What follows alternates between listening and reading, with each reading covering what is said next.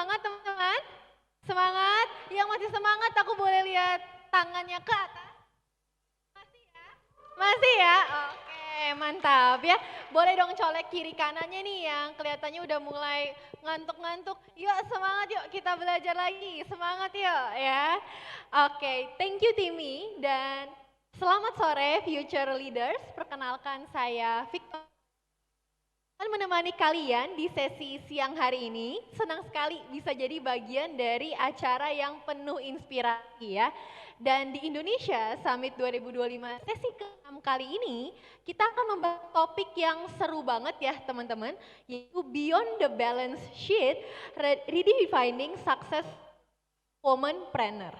Sesi talk show ini bakal mengangkat kisah perjalanan dari perempuan yang luar biasa ya teman-teman ya. Kita akan belajar langsung bagaimana mereka ini bisa membangun bisnisnya, membangun afiliasinya, sampai personal brandingnya melalui konten yang otentik, relevan, dan dekat dengan keseharian mereka.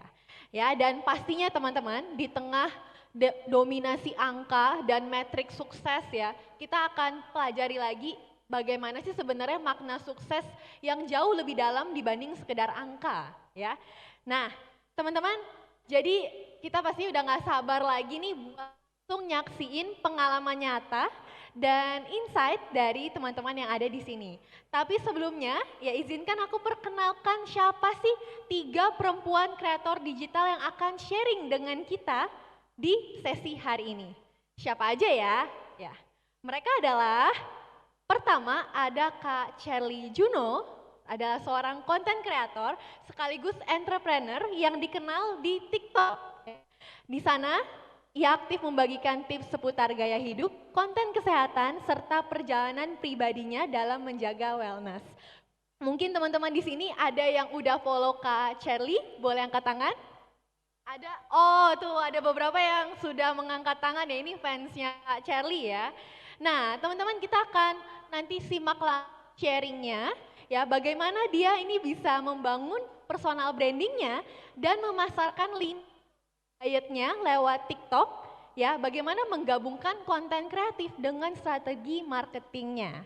Dan pastinya teman-teman sebagai speaker kedua kita hari ini juga ada Kak Tina Dwi Jayanti, seorang influencer dan entrepreneur asal Indonesia dengan passion di dunia masak, traveling. Kak Tina ini juga lulusan fashion design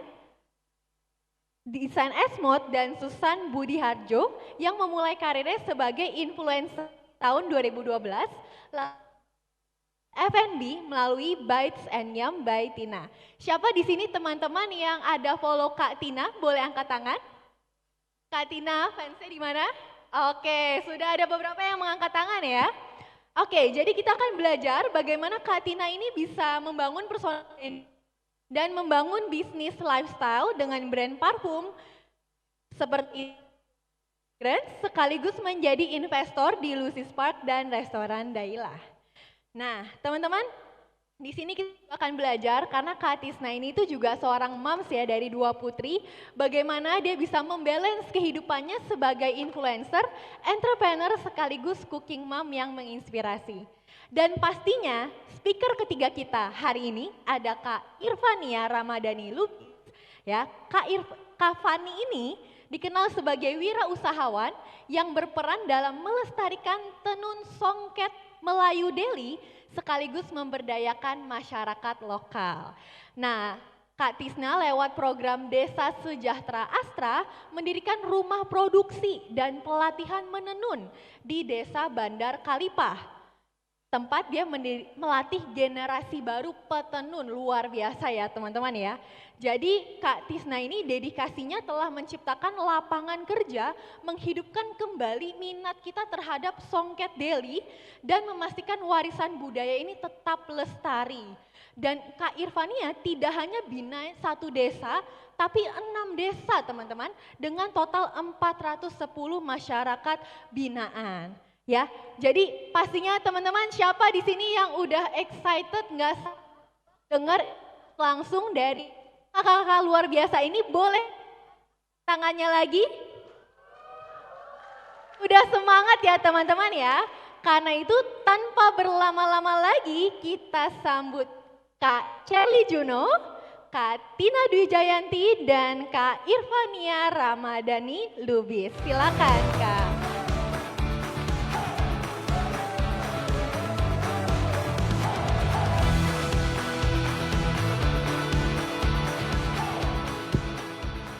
Oke kakak-kakak silakan duduk.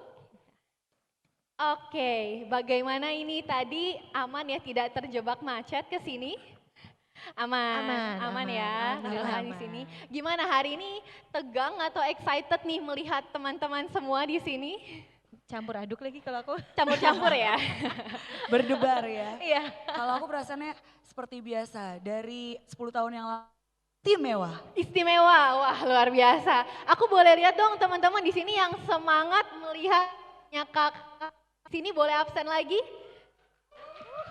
Ini udah banyak banget nih fansnya nih ya kak ya. Oke, kita mulai dengan pertanyaan yang sangat menarik ya sebenarnya ini menurut aku. Jadi di sini itu apa sih arti kesuksesan buat Kak Cherly, Kak Tisna dan juga Kak Fani gitu ya. Kira-kira apa sih arti kesuksesan buat kakak di era sekarang ini?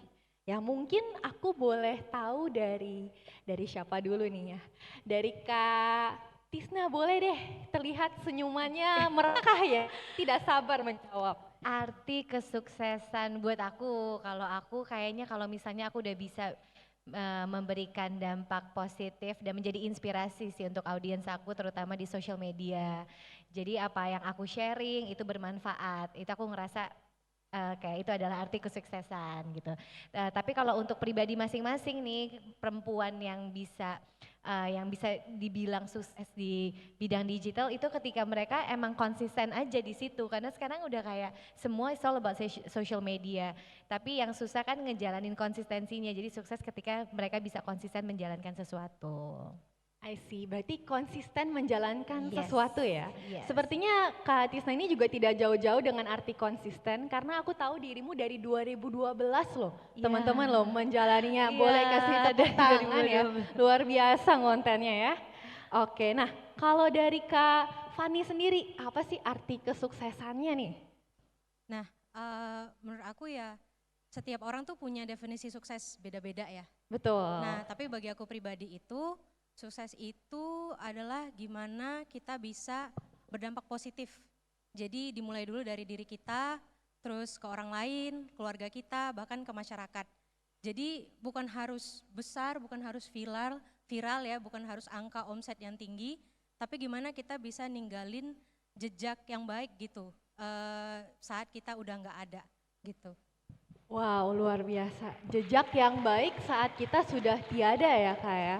Jadi bukan hanya berdampak ke orang-orang yang kita nggak kenal, tapi dimulai dari orang-orang yang kita kenal dulu ya. Tentu, terutama diri kita sendiri dulu nih, cukup dulu di kita, pelan-pelan dia akan menyebar gitu. Karena kalau kitanya juga belum merasa cukup, itu nggak akan bisa memberikan dampak positif ke orang lain.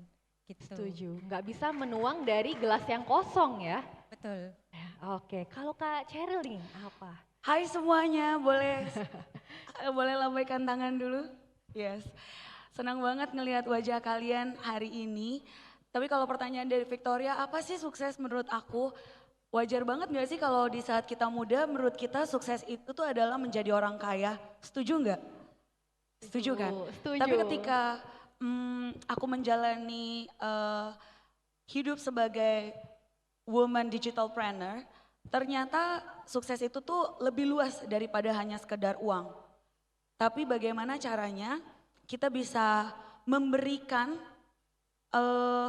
orang itu punya stabilitas keuangan juga yang baik gitu dengan apa yang kita share juga. Paham nggak? Jadi kita memberikan dampak tersebut kepada orang-orang, nggak dari sekitar kita doang tapi sampai orang terjauh di luar sana. Gitu. Jadi sukses itu nggak hanya orang-orang sekitar kita aja, tapi Menjangkau bagaimana tuh kita berdampak. lebih luas. I see, wah luar biasa ya teman-teman ya. Arti kesuksesan ternyata jauh lebih dari sekedar angka gitu ya. Betul. Tapi mari aku pengen lebih menggali-gali nih ya dari kakak-kakak di sini. Mungkin dari Kak Fani dulu ya. Nah, aku lihat Kak Fani ini tadi luar biasa ya, usahanya bisa kepikiran gitu. Mungkin first thing yang aku lihat itu ya, kok bisa kepikiran dan aku mau tahu dong perjalanannya kayak gimana sih membangun usaha yang berbasis budaya lokal seperti ini gitu. Dan bagaimana itu lika-likunya mungkin ya, apalagi kan mungkin bukan sesuatu yang orang lihat trending gitu ya. Boleh dong Kak di-share? Nah, awal mulanya itu dimulai dari mama saya, Dr. Hajah Tengku Syarfina M. Hum. Jadi beliau mulai mempunyai ide ya untuk mengangkat budaya Melayu yang mulai hilang tergerus zaman gitu. Sudah tidak lagi orang-orang itu pakai songket Melayu. Nah, jadi mama di April 2014 itu mulai mengangkat songket Melayu Deli. Nah, lalu saya itu kebetulan lulus di Jakarta, saya balik ke Medan di tahun yang sama. Di akhir tahun itu saya ikut bantu mengelola gitu. Nah, awal mulanya tuh itu kita ketemu banyak penenun yang dibayar upah tidak layak untuk membuat songket yang sebenarnya bernilai tinggi gitu. Dari prosesnya aja itu udah lama ya bikin satu songket. Nah, akhirnya kita di situ bertekad untuk menaikkan upah para penenun supaya bisa hidup lebih layak. Nah, dari situ tuh di 2016 saya mulai mengelola sendiri nih usaha itu. Jadi fokus di situ mulai inovasi, di situ mulai fokus untuk melatih, memberdayakan, membuat komunitas dan mengkurasi utamanya penenun-penenun terbaik supaya bisa berkarya. Nah, jadi memang ternyata tidak disangka-sangka ya yang mulai dari budaya itu ternyata bisa tetap relevan dan bertahan sampai sekarang. Malah itu yang membuat Irsongket jadi kuat karena punya akar budaya, nilai filosofi-filosofi yang mulai kita perkenalkan lagi gitu. I see. Wah, tapi apa sih Kak mungkin tantangan terbesarnya ya dalam melakukan itu? Dan aku mungkin penasaran, ini kan kakak kan termasuk aku lihat di sini ya, salah satu penerima apresiasi Satu Indonesia Awards tahun 2017 dan di bidang kewirausahaan dan salah satu penggerak Desa Sejahtera Astra. Nah, jadi aku mau tahu dong apa yang kakak lakukan sampai bisa menerima award itu dan apa tantangannya dalam membangun? Oke, jadi sebenarnya kenapa bisa dapat award itu? Jadi awalnya juga saya nggak tahu, tapi yang saya tangkap ya, ternyata karena kita konsisten akan satu hal. Jadi karena aku konsisten dan fokus untuk revitalisasi dan pelestarian Songket Deli ini, yang kegiatannya itu nggak jauh dari edukasinya, produksinya, inovasi, bahkan berkolaborasi dengan orang-orang desainer supaya nilainya Songket ini tersampaikan lebih luas. Nah, ternyata itu jadi jadi nilai tambah sehingga ada yang memperkenalkan saya untuk ikutan Satu Indonesia Awards itu. Tuh, jadi saya sendiri awalnya nggak tahu Satu Indonesia Awards-nya Astra ini. Nah, waktu itu kebetulan saya dihubungin oleh satu media rekanannya Astra, katanya coba ikutan Satu Indonesia Awards. Nah, saya ikut tuh dan ternyata alhamdulillah di 2017 itu saya terpilih sebagai pemenang kewirausahaan provinsi di Sumatera Utara. Nah, ternyata di tahun 2019 itu saya ditawarin program Desa Sejahtera Astra. Nah, yang ternyata menjadi jawaban untuk tantangan terbesarnya program budaya itu tadi, yaitu membangun komunitas. Jadi di Desa Sejahtera Astra itu kita membangun komunitas penenun yang alhamdulillah selama di sana kita telah melatih ratusan orang ya. Dan sekarang itu kita bikin komunitas yang mereka bisa tenun di rumahnya masing-masing gitu. Jadi sehingga nantinya yang mereka tenun itu kita yang akan jual lah gitu ibaratnya. Nah, tapi itu kita bantu tetap di proses quality controlnya, desainnya gitu sehingga mereka bisa fokus berkarya untuk membuat songket-songket terbaiknya Songket Deli gitu. I see, tapi pastinya ya, ini boleh kasih tepuk tangan dulu dong teman-teman, luar biasa loh ya. Tapi dibalik semua itu Kak, ya, aku yakin pasti nih ada kesulitan yang nggak kita tahu gitu ya. Dan kira-kira apa sih mungkin kesulitan, tantangan terbesar dan bagaimana Kak Fani ini menghadapi hal tersebut gitu? Tantangannya itu ya konsisten tadi. Gimana ya? caranya, karena pasti kan selalu ada up and down ya. Terutama kita nih manusia, pasti ada jenuhnya.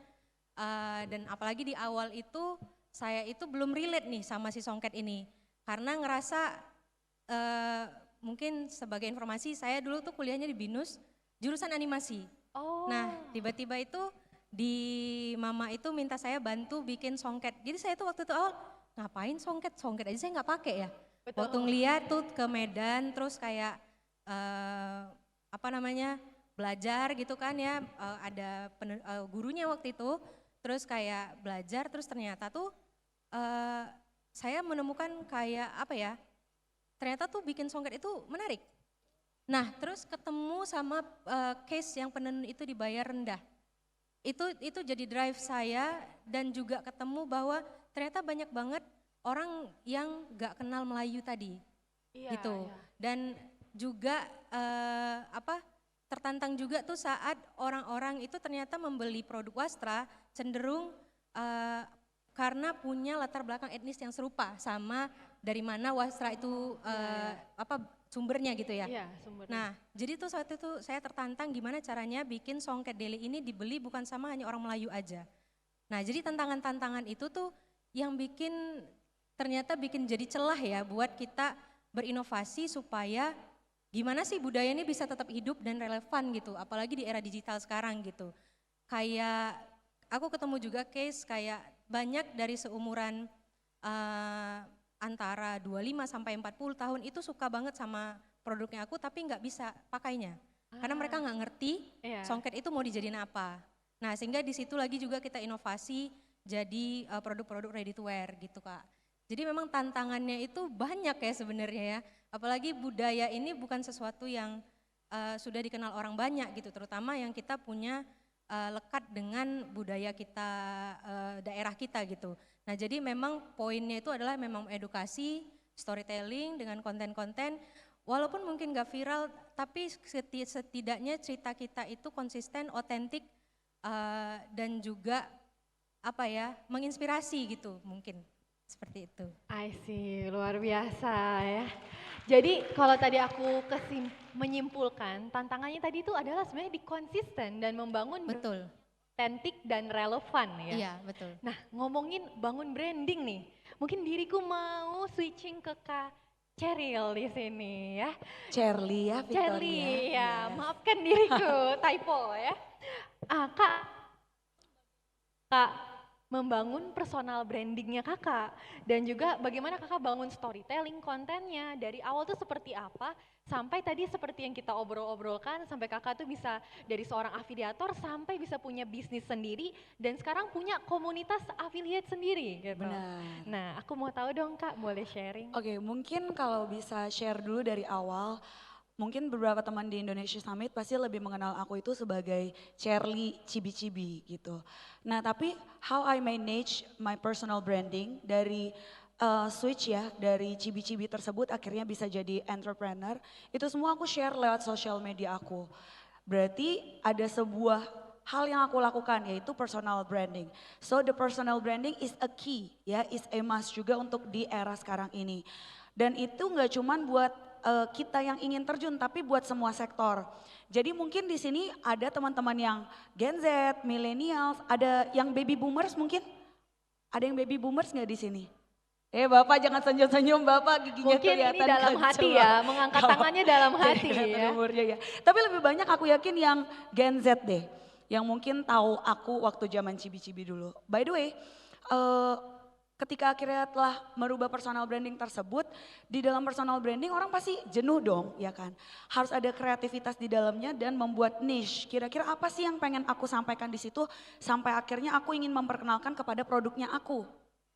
Nah, dari sharing-sharingnya aku lewat joget-jogetan yang ada di TikTok, dari sharing-sharing makanku yang ada di TikTok, sampai aku hamil dan akhirnya melahirkan, aku nyusuin, semua aku share. Yes, memang secara penglihatan seperti no privacy, tapi sebenarnya aku hanya men-sharing apa yang aku pengen share agar kedepannya aku punya tujuan tertentu biar followers aku ini paham bagaimana background story aku tersebut. Nah, sama seperti yang dibilang sama Kak Tina sama Kak Irvana tadi ya, konsisten tuh juga penting banget karena aku ngebangun personal branding aku yang tadinya setiap kalau aku jalan itu selalu dipanggil Kak Cherly Cibi gitu ya. Sampai akhirnya waktu itu tuh aku sempat dipanggil Cece Hauce gitu. Itu tuh butuh konsisten yang waktunya itu nggak singkat. Jadi kalau misalkan ada nih sebuah perusahaan atau brand gitu ya, lagi nge-hire atau recruitment tim KOL spesialis atau social media spesialis, terus hanya diberikan waktu 1 sampai 3 bulan doang, menurut aku itu waktu yang terlalu sangat singkat. Karena aku aja ngebangun personal branding aku seperti itu nggak cuma dalam waktu 1-2 bulan, tapi butuh bertahun-tahun. Oh, wow. Gitu. Jadi dari beberapa tahun tersebut akhirnya aku kan mulai tuh live di TikTok. Aku pakai deh semua tools yang ada di TikTok. Terus akhirnya mereka jadi mengenal aku nggak cuma sebagai sosok band tadi, tapi lebih kepada orang yang memperkenalkan dari apa yang aku pakai ya. Jadi itu aku punya produk namanya Super Hauce yang tadinya base-nya itu dalam bentuk jus. Akhirnya sekarang udah dalam bentuk kapsul agar lebih praktis. Itu aku sampaikan dan mereka akhirnya karena tadi yang aku berikan, aku serve dengan konten-konten kreativitas yang ada di platformnya aku, otomatis mereka jadi ngikutin dan mereka tuh jadi penasaran. Emangnya apa sih yang aku pakai sampai akhirnya membuat aku seperti sekarang ini. Dan kalau misalkan sudah ada personal branding, apapun yang kita jual, apapun yang kita sampaikan kepada customer kita, itu pasti akan kemakan ataupun relatable sama masalahnya mereka. Gitu sih. I see. Wah, tapi pastinya ya, ini boleh kasih tepuk tangan dulu, silahkan teman-teman ya. Kak Cherly tadi ya di sini pasti itu kalau yang aku biasanya alamin ya dan menjumpai di teman-teman juga yang namanya konsisten itu nggak semudah kita katakan ya. Pasti apa sih kira-kira kiat-kiatnya Kak Cherly nih untuk konsisten dan mungkin buat teman-teman di sini yang mau ngonten, apa patokannya kayak kita tuh harus sampai konsisten sampai seberapa jauh gitu kayak oh kalau udah sampai sini mendingan stop jangan lanjutin gitu. Iya, menurut aku kalau konsisten itu kan kadang-kadang tuh gini loh, banyak banget yang sekarang itu mau masuk ke sosial media, ingin membangun personal branding, tapi konsisten yang dilakukan kadang-kadang tuh akhirnya menemukan masa-masa menjemukan ataupun salah arah. Misalkan kalau udah melihat beberapa konten atau kreativitas yang dilakukan pada sosial medianya ternyata nggak works, tapi masih tetap dilakukan, itu kan berarti flop, salah. Berarti harus ganti lagi angle berikutnya. Nah itu dia kalau misalkan kita melakukan konsistennya itu hanya melakukan hal-hal yang kayak jadi kayak robot, maksudnya ngelakuin hal yang gitu-gitu aja, itu pasti gak akan dapat result yang maksimal. Tapi kalau kita melakukan konsisten pakai passion, itu beda ceritanya lagi gitu. Mungkin di awal yang bisa bikin konsisten itu jujur aja kalau di aku ya, puji Tuhannya karena kalau dari video-video yang aku share itu dapat engagement yang tepat pada customer sampai akhirnya aku bawakan ke live, mereka akhirnya pas join itu jadi ada tanya jawab tersendiri pada customer. Jadi nggak cuman kalau misalkan nonton sekarang di TikTok ataupun di Shopee ataupun dimanapun lah ya kalau akun jualan pasti ngomongnya tuh sekedar jangan lupa check out ya. Iya, Yuk betul. dicek ranjang 1, coba dicek etalase nomor 1, jangan lupa di check out sekarang payment sekarang. Mostly kan kalimat-kalimatnya hanya seperti itu pasti konsisten yang salah menurut aku. Bagaimana caranya kita bisa berinteraksi lebih deep lagi sama customer. Ya aku memakai trik yang bukan trik sih, ini puji Tuhannya karena aku tuh punya photographic memory. Jadi aku bisa mengenal customernya aku tuh one by one dari nama dan avatarnya mereka.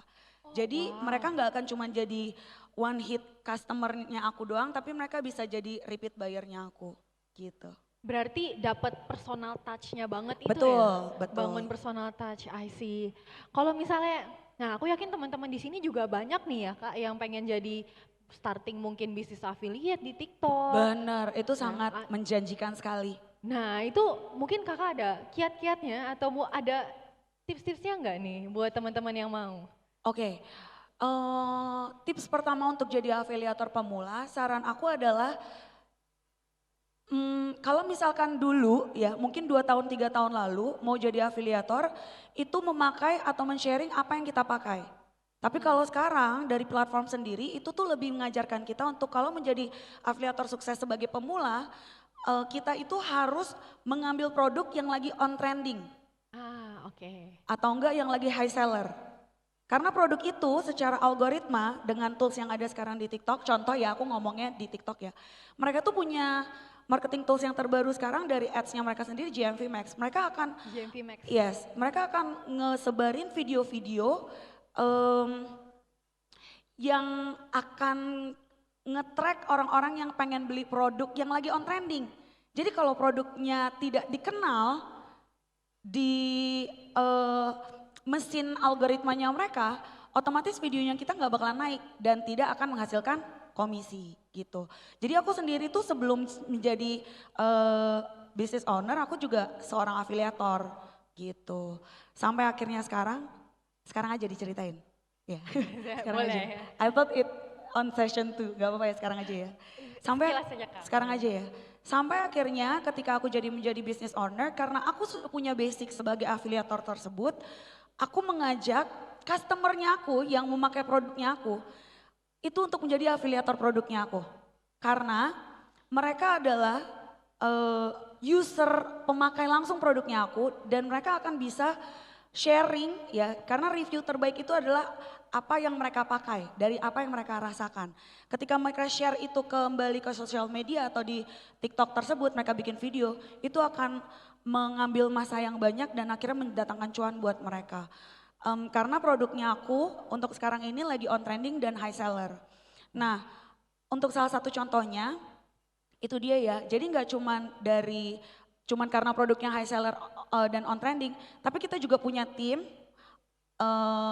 back end team ya, untuk membantu teman-teman afiliator. Kita namakan mereka itu sebagai Serikandi Digitalnya Super Hauce ya. Serikandi Digital. Serikandi Digital, Oh, wow. karena yang pakai produk aku mostly ibu-ibu. Oh, Yes, oke. kebetulan produknya aku ini adalah suplemen herbal kesehatan yang dapat membantu menurunkan berat badan. I see. Itu kan sangat relate banget pada ibu-ibu di luar sana ya. Iya. Nah tapi kan ada banyak violation ataupun pelanggaran-pelanggaran yang Betul. selalu datang setiap hari itu ataupun setiap minggu itu selalu berganti pelanggarannya. Nah itu harus kita berikan input terus kepada afiliatornya kita. Untuk salah satu contoh suksesnya ya, makanya menurut aku sukses itu nggak cuma pada dirinya kita. Tapi bagaimana orang-orang yang jauh di luar jangkauan kita, bukan orang di sekitar kita dapat merasakan cuannya.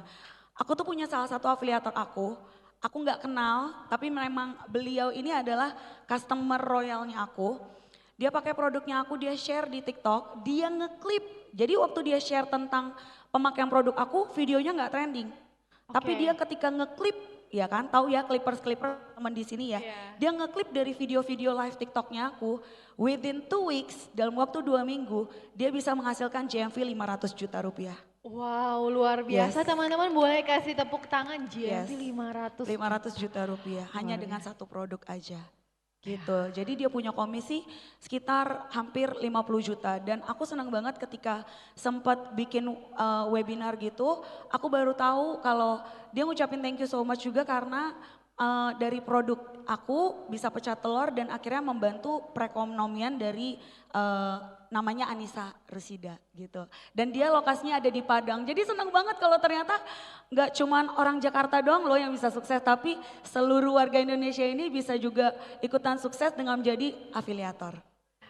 Luar biasa. Mungkin ini definisi kakak tadi yang sempat bilang ya, kalau sukses is best when it is shared with others. With others, yes. Luar biasa. Ini kakaknya lagi menonton ini juga pasti, wah saya di-mention di situ ya. Oh iya, thank you. Oke, nah Kak, thank you banget tadi sharing perjalanannya luar biasa. Nah tadi kakak ada mention mengenai banyak marketnya yang moms, yang ibu-ibu gitu ya. Betul. Nah pasti sering banget nih ya berinteraksi dan juga melihat gimana sih seorang ibu-ibu tuh menjadi seorang mompreneur seperti apa. Ngomongin soal mompreneur, diriku nih sudah menatap-natap ya kakak Tina di sini ya. Yes. Nah, aku yakin banget teman-teman di sini yang mungkin sebagai seorang moms juga yang sedang Iya. membangun bisnisnya, ya. Aku mau tahu dong, Kak Tina ini kan sebagai di sini aku lihat ada latar belakang fashion design, Iya, ya. nanti aku ceritain Lalu tuh. sekarang jadi seorang influencer dan entrepreneur di bidang F&B dan parfum. Nah, Iya. itu awal mulanya kayak gimana sih Kak? Boleh dong sharing-sharing? Panjang, kisahku tuh panjang. Jadi Waktu aku lulus SMA, alhamdulillah orang tuaku tuh yang nggak kamu harus kuliah di sini, kamu harus nanti jadi ini, itu nggak kayak gitu. Kamu mau apa dek? Ayah sama mama support. Jadi aku waktu itu di tahun 2007 aku ambil kursus di Esmod, ambil fashion design, belajar bikin pola, belajar ngejahit, terus ada runway-nya juga lah kayak gitu-gitu. Selama 2 tahun, habis itu 1 tahun di Susan Budiarjo. Nah, aku tuh nikah muda. Aku nikah muda, pada saat itu aku masih muda banget lah, 19 tahun. Di saat teman-temanku udah pada masih pada kuliah, udah pada kerja, bahkan ada yang kerja, aku tuh umur 20 tuh udah gendong anak. Jadi kayak ngapain ya gitu kan, ngapain ya, cuman alhamdulillah pada saat itu di sini ada adekku, dia itu saksi ya, aku punya background bisa jahit kan, dan aku bisa ngegambar, ngedesain baju dari bekal aku di Esmod dan Susan. Jadi kalau misalnya adekku lagi pada saat itu adekku lagi ada ngadain prom night, wisuda, teman-temannya tuh bikin dress di aku, bikin dress, dan sampai makeup aja tuh juga aku yang make upin gitu. Jadi aku buat paketan dress, makeup sama rambut. Karena dulu mertua aku punya salonnya aku yang jaga juga pada saat itu. Jadi aku belajar makeup dari makeup yang ada di salon gitu.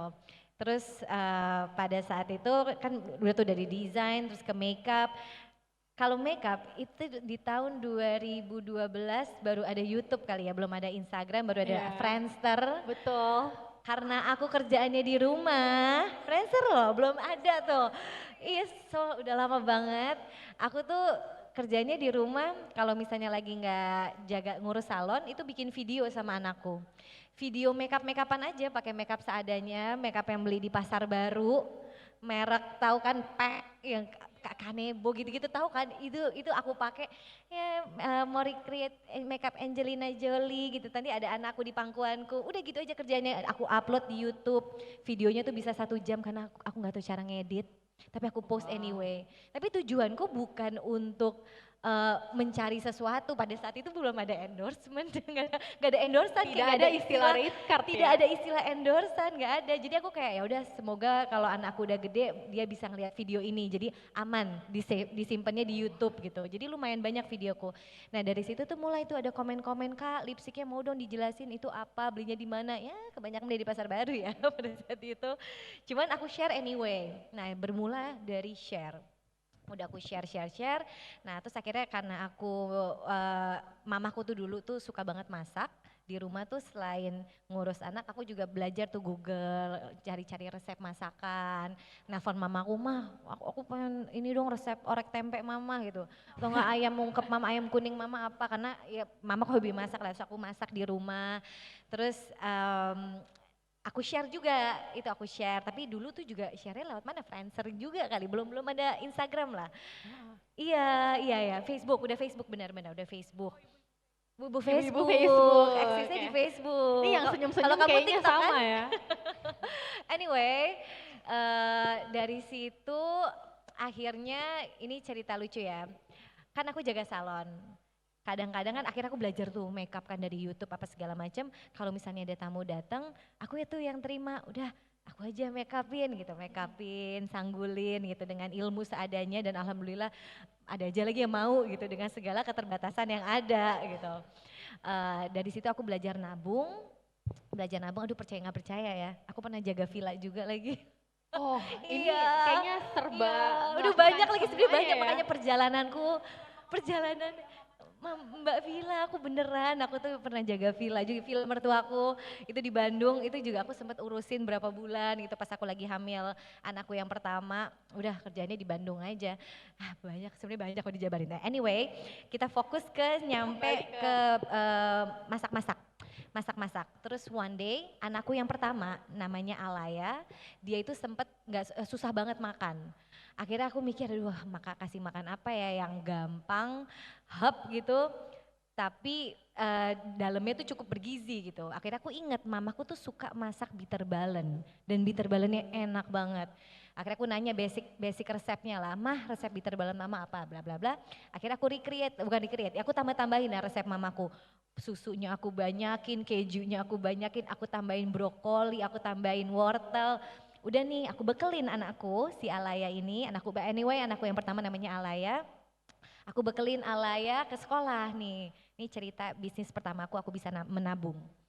Aku bekelin terus besokannya ada salah satu ibu-ibu nanya, Tin, anak gue tadi nyobain ini bola keju, nyebutnya bola keju. Bola keju anak lo suka banget, lo jualan gak sih?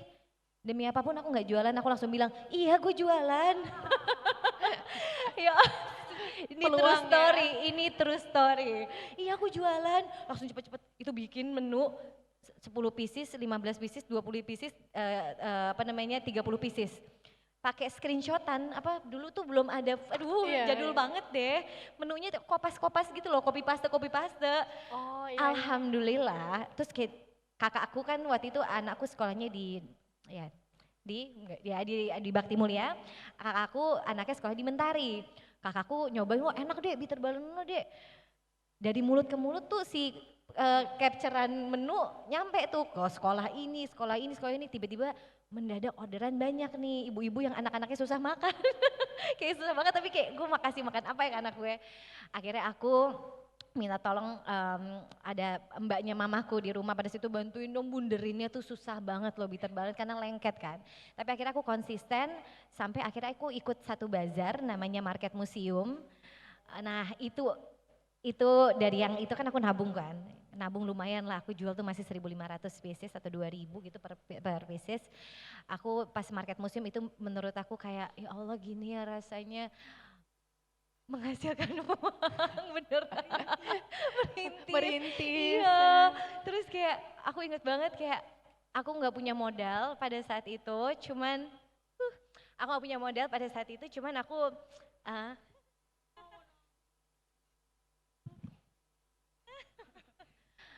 Mau mengirimkan peluk saya. aku nggak punya modal pada saat itu, aku minjem duit seseorang gitu. Terus kayak aku minjem duit seseorang, terus aku mikir gini, aku harus bisa balikin nih uang gitu. Nah bazar itu tuh kan kayak 4 hari kan, 3 hari, Tina tenang Tina, 3 hari 4 hari, aduh thank you. Terima kasih, peka sekali. Orang udah lama. Kita semangatin dong teman-teman, luar biasa perjalanannya. Sorry, aku tuh sensitif. Ya anyway, bazarnya 3 hari 4 hari itu aku inget banget, aku siapin berapa ribu pieces gitu kan, jaga-jaga lah karena kalau aku hitung-hitung supaya balik modal aku harus ngejual berapa ribu pieces gitu minimal di 3 hari 4 hari ini. Udah nih aku turun tangan sendiri dengan gerobak yang aku desain seadanya, semua aku bikin logo sendiri dari laptop.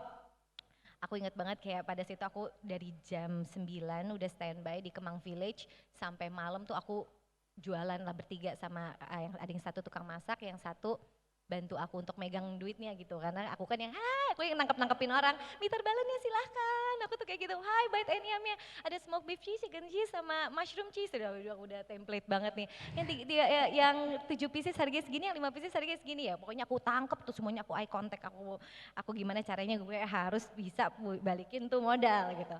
Hari pertama itu kan cash tuh, belum ada kris, belum ada apa-apa, belum ada GoPay, belum ada apa-apa, masih cash.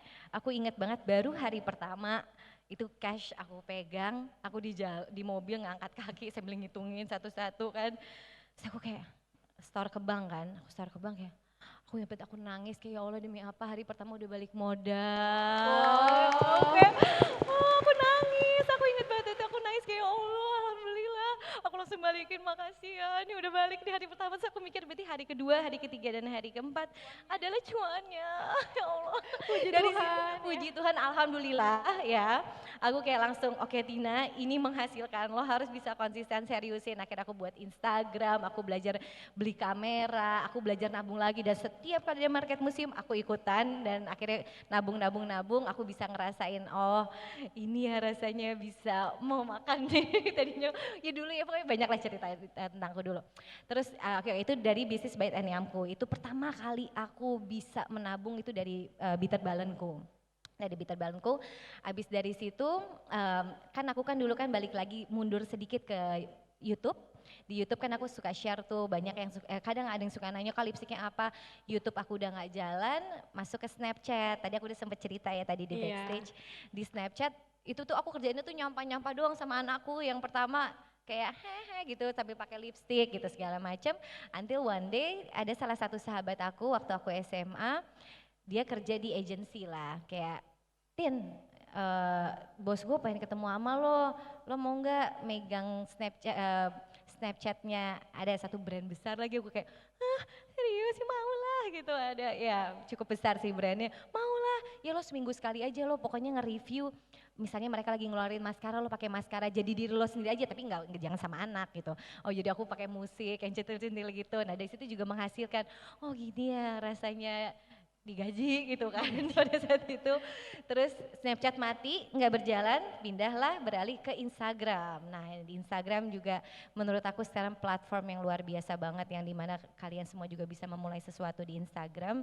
Nah di Instagram aku cuma kerjanya sharing aja, sharing resep, sharing lifestyle, apa yang aku masak itu dong. Awalnya berawal sama kayak cerita kamu sih, kayak awalnya sharing aja, sharing. Aku nggak mikirin kayak harus dapet apa, pengen nangkep brand apa, nggak ada. Pada saat itu aku nggak kepikiran sama sekali karena mungkin belum banyak ya.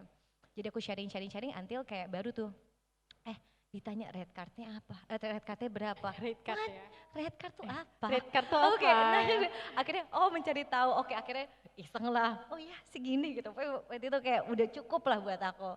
Dari situ kayak ternyata dari sharing sesuatu yang bermanfaat, yang positif gitu, itu tuh bisa menghasilkan. Di situ aku kayak enak ya gitu. Akhirnya konsisten. Dari situ konsisten. Aku tidak meninggalkan Bite and Yumku. Aku akhirnya buat tim yang lebih besar. Aku juga sempat ngajakin partneran ada temenku, cuma ternyata nggak cocok. Aku juga ngelewatin kok masa-masa sulit, nggak cocok. Terus akhirnya aku take over lagi. Bite and Yum masih makeup. Sekarang aku udah nggak make upin orang karena aku tidak sejago itu untuk make upin orang. Jadi lebih ke konsisten sampai sekarang adalah mereview apa yang bisa aku share atau mereview apa yang bisa aku share. Dan paling aktif sekarang yang audiens aku suka adalah resep-resep masakan aku sih. Aku masih konsisten sampai sekarang. Siapa di sini yang mengikuti resep masaknya Kak Tina? Boleh angkat tangan dong. Ngerikuk Ada nggak tuh, ya? ada Iya, tuh. ada. Wah, Alhamdulillah. luar biasa nih.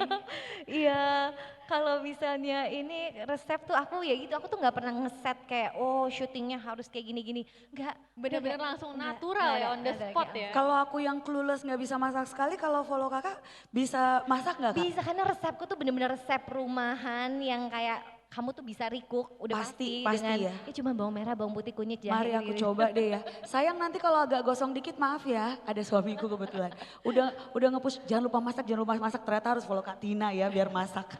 Iya, setuju. Teman-teman boleh kasih tepuk tangan dong buat Kak Tina sekali lagi. Ya, dan sejujurnya aku tuh pengen banget bertanya-tanya lebih lanjut ya. Cuman sepertinya aku lihat muka temen-temen ya tadi lebih antusias pengen bertanya-tanya gitu ya. Jadi mungkin saatnya aku lempar mic-nya ke teman-teman di sini. Kita buka Q&A ya teman-teman. Jadi buat teman-teman di sini yang ingin bertanya, boleh angkat tangan dan boleh kasih tahu ditujukan ke siapa. Ya, oke. Ini saya yang bantu pilih langsung ya. Boleh dengan kakaknya yang tadi pakai, ya betul, yang pakai baju putih tadi langsung angkat tangan, silakan.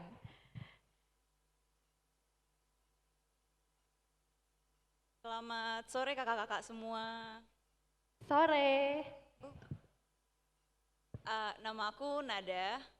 Aku punya pertanyaan sebenarnya ditunjukin ke Kak Irvania. Soalnya kita sama-sama anak DKV Binus. Oh, wah, oke. Latarnya sama ya. Iya. Kakak anak animasi, aku new media.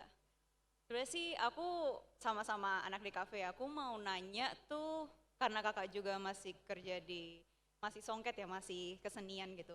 Aku mau nanya gimana caranya kalau kakak punya ide itu kan kayak cuman seed kecil gitu ya. Gimana caranya kakak tuh ngembangin ide itu? Soalnya kayak dari sesuatu yang kecil terus jadi yang gede tuh gimana sih?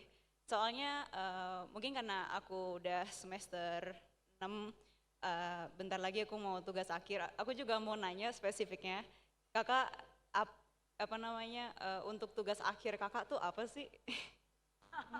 Aku penasaran. Gitu aja kak. Oke, thank you pertanyaannya, menarik sekali ya. Dan silakan dari Kak Fani. Ya. Halo, salam kenal. Jadi dari ide tadi ya. Ide itu gimana kita ngembanginnya? Sebenarnya kadang-kadang anak di kafe ini banyak yang perfeksionis. Iya nggak sih? Ya. Jadi kuncinya itu jangan mau perfect dulu.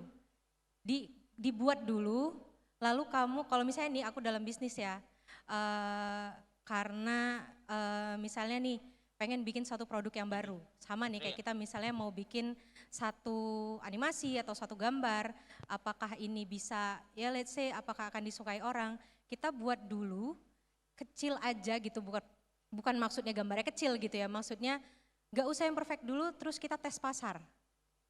Nah jadi kalau aku kayak dari awal tuh kan sebenarnya songket deli itu awal mulanya itu kain. Nah baru mulai shifting ke ready to wear. Nah jadi dan itu baru 2 tahun ini, jadi dalam 2 tahun ini tuh aku masih ngulik pasar dan mencari produk ataupun ide-ideku yang mana yang disukain orang sih sebenarnya dan mana yang works gitu. Nah jadi kita jangan pokoknya langsung buat banyak, buat besar, buat keren-keren dulu padahal ternyata mungkin sebenarnya nggak relate sama pasar kita ataupun sama misalnya bidang skripsinya yang ingin diiniin gitu. Nah kalau skripsi kemarin aku tuh bikinnya animasi pendek karena kebetulan kalau di BINUS tuh ada beberapa boleh milih ya dari anak animasi itu. Jadi aku milihnya tuh animasi pendek, judulnya tuh Ratakus Sirakus. Jadi itu rada-rada agak idealis ya tentang pengen ngajarin konsumerisme gitu. Kalau konsumerisme itu nggak baik gitu. Nah tapi melalui animasi pendek itu gitu.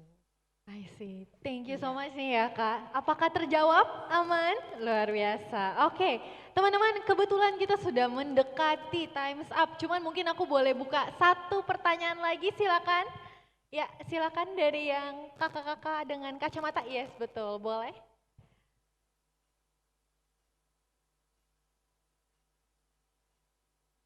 Oke, halo. Halo, perkenalkan nama saya Irsyad. Saya ingin mempertanyakan mungkin langsung ke Kak Sheryl aja ya.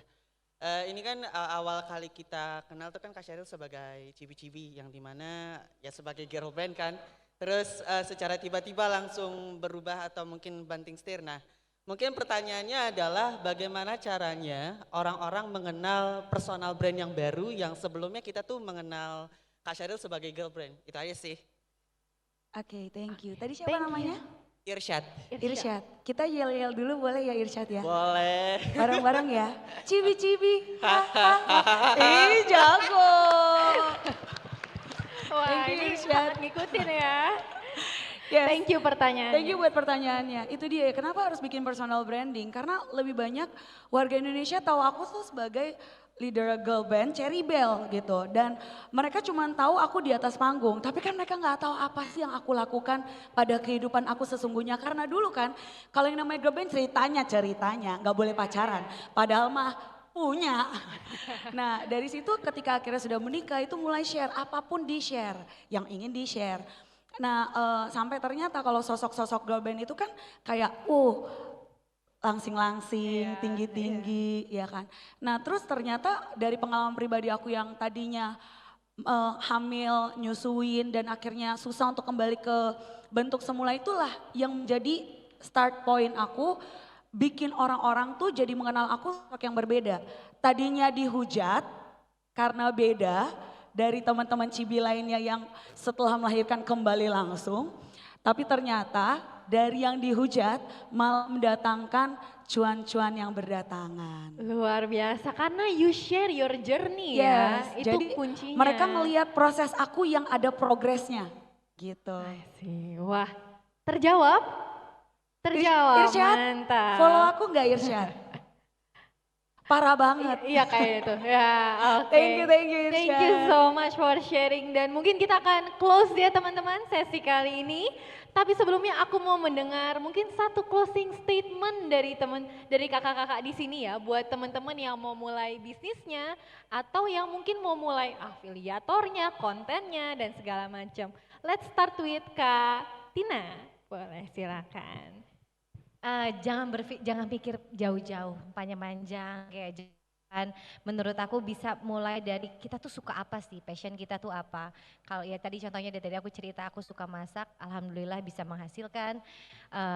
Aku suka makeup akhirnya menghasilkan. Mulai dari apa yang kita suka, kita tekuni, kita pelajari, baru eksekusi. Gitu. Wah luar biasa, mulai dari apa yang kita suka, kita tekuni, pelajari ya.